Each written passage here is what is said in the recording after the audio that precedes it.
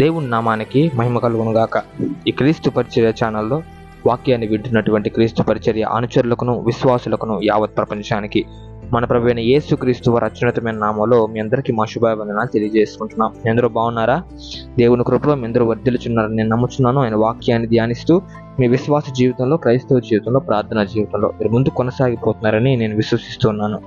జ్ఞాపకం చేసుకుని పిల్లరా, మీకు తెలియజేసినటువంటి ఒక విషయం ఏంటంటే, మీరు మాకు అందిస్తున్న ప్రతి ప్రార్థనా విజ్ఞాపనని మేము మానక తప్పక ప్రార్థించి ప్రభు పాదాల చెంత ఆ ఒక విజ్ఞాపనని ఉంచడం జరిగింది. ఆయన మీకు ప్రతి ఒక్కరికి కూడా జవాబును అనుగ్రహించి మీ జీవితంలో మిమ్మల్ని ఉన్నత స్థాయిలకు చేర్చి నిలబెట్టి కాపాడి బలపరచును గాక. ఆమెన్. మరి నేటి అంశంలో గనక మనం అడుగుపెట్టినట్లయితే, సువార్తను ప్రకటిస్తే నిత్య జీవం అనుగ్రహింపబడుతుందా? సువార్తను ప్రకటిస్తే నిత్య జీవం అనుగ్రహింపబడుతుందా అన్న ఒక అంశం మీద మనం వాక్యం ధ్యానించడానికి ప్రయత్నం చేద్దాం పిల్లారా. మరి ఈ ఒక అంశంలో మీకు తెలియజేయాల్సిన మొట్టమొదటి విషయం ఏంటంటే, సువార్త విషయం నేను ఎందుకన్నానంటే, దేవుడు అనేక సందర్భాల్లో అనేక పరిస్థితులను బట్టి కొంతమందిని ఏర్పరచుకోవడం జరుగుతుంది పిల్లారా. వారిని బట్టి మనం జీవితంలో ఏమనుకుంటారంటే, అంటే పిలువబడిన వారు అనేక మంది, ఏర్పరచుకున్న వారు కొందరే. ఆ ఒక మాట ప్రకారం ఈ ఏర్పరచుకున్న వారు ఎవరైతే ఉన్నారో వారి జీవితం డిఫరెంట్గా ఉంటుందన్నమాట. అదేవిధంగా ఈ మధ్యలో ఈ యొక్క క్రీస్తు పరిచర్య ఛానల్లో కానివ్వండి, బయట కానివ్వండి, మామూలుగా వినపడే ఒక సందేహం ఏంటనంటే, మేము సువార్త నిమిత్తం బయటికి వెళ్తుంటాం, సువార్త కోసం బయటికి వెళ్ళిపోతుంటాం, నా కుటుంబాన్ని నేను పోషించడం లేదు, నేను దేవుని సేవ మాత్రమే చేస్తున్నాను, కేవలం దేవుని సేవ మాత్రమే చేస్తున్నాను, సువార్తను ప్రకటిస్తాను, దేవుని సేవ చేస్తేనే నాకు ఆధారం కలుగుతుంది అని ఈ ఒక సందేహంలో ఉన్నారు. అంటే దేవుని సేవ చేస్తే మా కుటుంబం బలపడుతుందా? దేవుని సేవ కనుక నేను చేస్తే నాకు నిజంగా నిత్య జీవం అనుగ్రహింపబడుతుందా?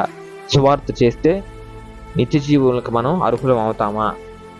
మేము దేవుని పనికి వెళ్తే మా కుటుంబాన్ని పోషించేది ఎవరైతే? ఇలా అనేక మందికి ఈ యొక్క సందేహాలు అనేటివి బోల్డ్ ఉంటాయి. అయితే ఇది ఎక్కడ తెలుసుకోవాలి అని కనుక మనం అడిగినట్లయితే, దేవుడు మనకు కలిగే ప్రతి ఒక్క సందేహం ఎందుకు కూడా దృష్టి ఉంచి ఈ పరిశుద్ధ గ్రంథాన్ని మనకు అందించడం జరిగింది వీళ్ళారా. నీకు ఎటువంటి సందేహం వచ్చినా, ఎటువంటి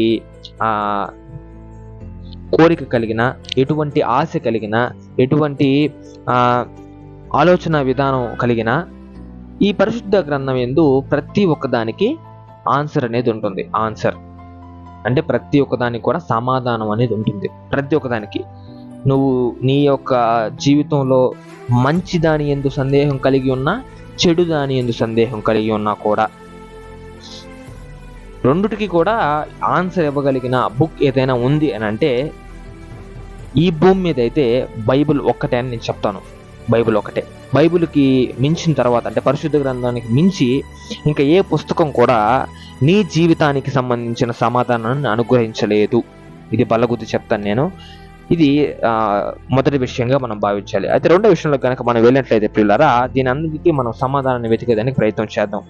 పరిశుద్ధ గ్రంథంలో లూకా సువార్త 18వ అధ్యాయము 28వ వచనం కనుక మనం చూసుకున్నట్లయితే, అక్కడ మన సందేహానికి సమాధానం అనేది అక్కడ ఉంటుంది.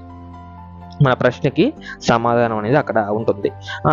ప్రశ్న మనకు కలిగింది అని అంటేనే దేవుని వాక్యంలో మనం చూసేదానికి అవకాశం కలుగుతుంది. కాబట్టి మనం జాగ్రత్తగా గమనించాలి. లూకా సువార్త 18వ అధ్యాయము 28వ వచనాన్ని జ్ఞాపకం చేసుకున్నాం. ఇక్కడ పేతురు ఒక మాట దేవుణ్ణి అడగడం జరుగుతుంది. అంటే ఏదంటే, మీ జీవితంలో ఉన్న సందేహాలు ఏవైతే ఉన్నాయో, ప్రశ్నలు ఏవైతే ఉన్నాయో, అదే ప్రశ్నలు, సందేహాలు ఇక్కడ పేతురు గారికి రావడం కూడా జరిగింది. పేతురు ఏమంటున్నాడంటే దేవుణ్ణి, 28వ వచనం, ఇదిగో మేము మాకు కలిగినవి విడిచిపెట్టి నిన్ను వెంబడించితమనగా, ఆయన ఇలాగంటాడు. ఏమంటాడంటే, దేవుని రాజ్యము నిమిత్తం ఇంటినైనను, భార్యనైనను, అన్నదమ్ములనైనను, తల్లిదండ్రులనైనను, పిల్లలనైనను విడిచిపెట్టిన వాడెవడును ఇహమందు చాలా రెట్లును, పరమందు నిత్య జీవమును పొందకపోడని నిశ్చయముగా మీతో చెప్పుచున్నానని వారితో అనెను. ఇక్కడ మనం ఆలోచించాల్సిన విషయం ఏంటంటే పిల్లరా, మనకు ఈ వాక్యం స్పష్టంగా మన ఒక ప్రశ్నకు సమాధానాన్ని అనుగ్రహించింది. ఇక్కడ మనం ఆలోచించాల్సిన విషయం ఏంటంటే, ఇక్కడ ఈయన యేసయ్య మనకు తెలియజేయాల్సిన విషయం ఏంటంటే,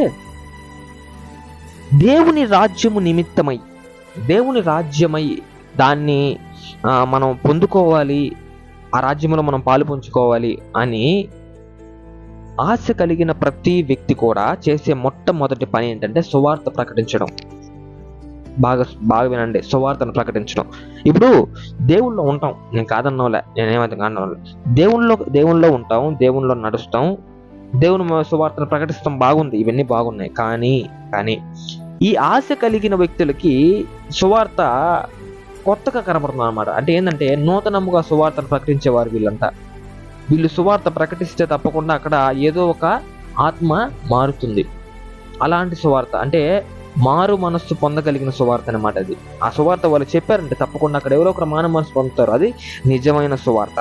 ఏదో చెప్పాలి కష్టపడి, ఏదో కరపత్రాలు పంచాలంటే కష్టపడి పంచడం, ఏదో దేవుని పాట పాడాలంటే కష్టపడి పాడడం, దేవుని వాక్యం చదవాలంటే కష్టపడి చదవడం, దేవుని మాటలు చెప్పాలంటే కష్టపడి చెప్పడం, ఇలా కాదు.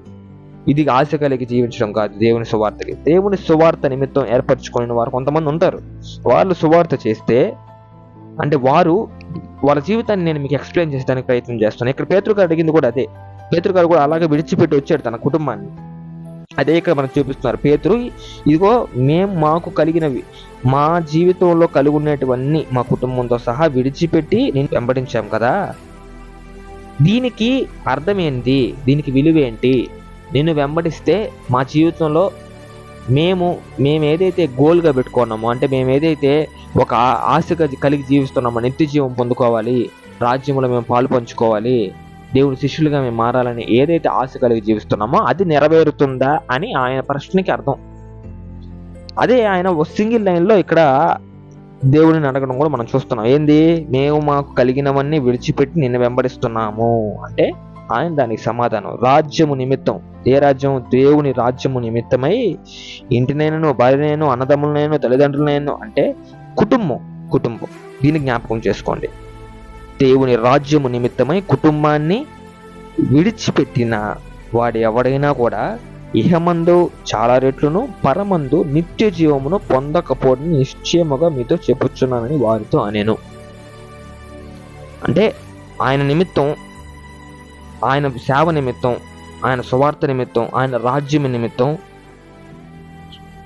పని చేసిన ప్రతి వ్యక్తికి కూడా నిత్య జీవం అనుగ్రహిస్తాడు అని అక్కడ ఆయన మనకు తెలియజేస్తున్నాడు. పిల్లారా, మన ప్రశ్నకి సమాధానం అనేది దొరికింది పరిశుద్ధ గ్రంథంలో.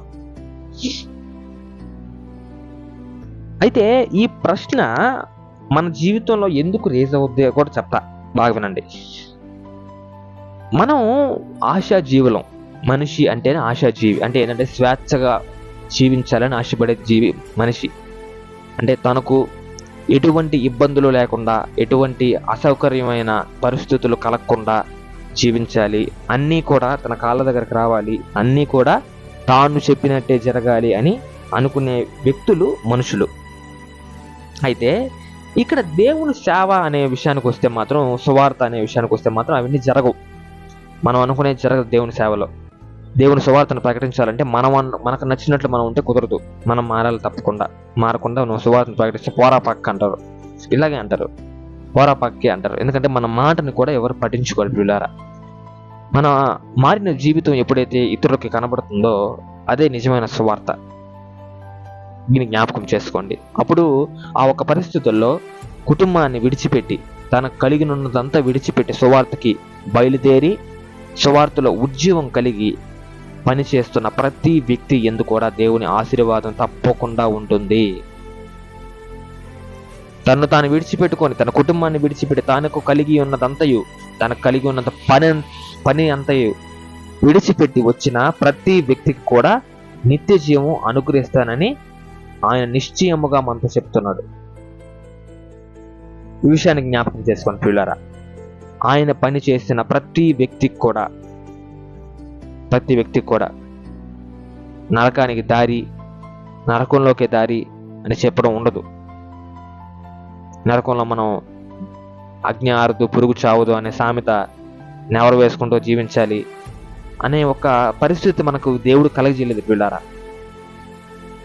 ఆయన ఏదో మనల్ని హింసించి స్వార్థలోకి లాగాలనే వ్యక్తి కాదు.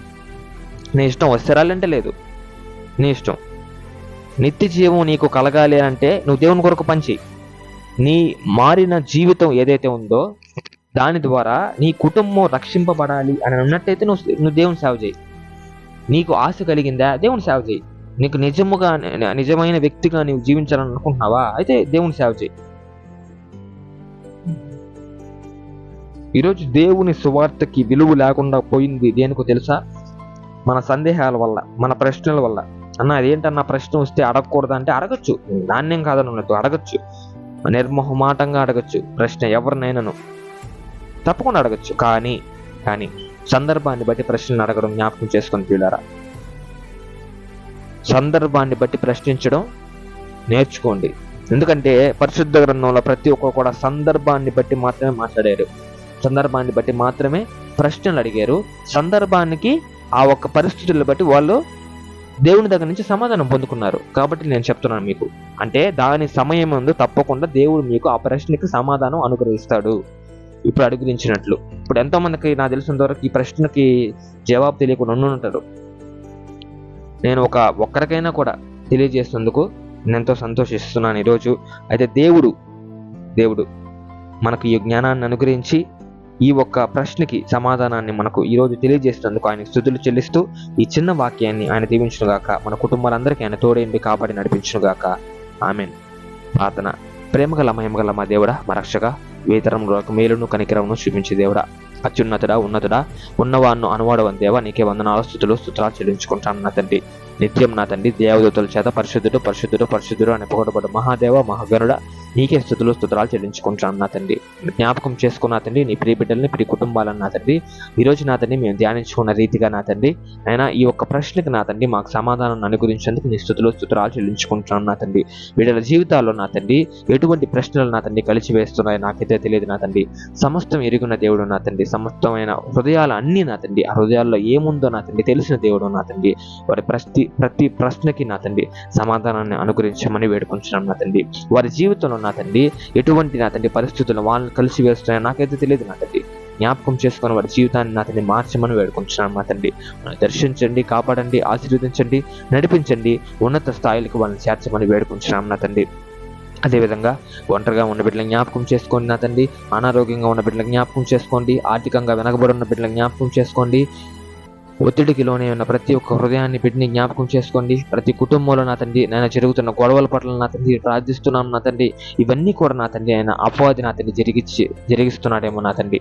అపవాదిని తరిమి కొట్టి నా తండ్రి వారి జీవితంలో నా తండ్రి శాంతిని నెలకొల్పి నా తండ్రి సుఖ సంతోషాలు ఆరోగ్యాలతో నా తండ్రి బిడ్డలందరూ జీవించడానికి నీ కృపను అనుగ్రహించమని వేడుకుంటున్నాం నా తండ్రి. అదేవిధంగా ఈ క్రీస్తు పరిచర్య ఛానల్లో అనేక మంది వారి ప్రార్థన అవసరతలు మాకు తెలియజేస్తుండగా నా తండ్రి ప్రతి ఒక్కరి ప్రార్థన అవసరతను మేము మానక తప్పక ప్రార్థించి నీ పాదాల చెంత పెట్టి ఉన్నాం నా తండ్రి. ప్రతి ఒక్కరికి జవాబును అనుగ్రహించమని నీ సహాయాన్ని అనుగ్రహించమని వేడుకుంటూ మరలా నా తండ్రి నీ రాకడ సమయం కనుక ఆలస్యమైనట్లయితే మేమందరం ఓ దగ్గర చేరి నిన్ను ఆరాధించే భాగ్యాన్ని మాకు ప్రసాదింపచేయమని వేడుకుంటూ మన ప్రభువైన యేసుక్రీస్తు వారి అత్యున్నతమైన నామములో అడిగి వేడుకుని పొందుకుంటున్నాం మా తండ్రి. Amen. Praise the Lord. May God bless you all.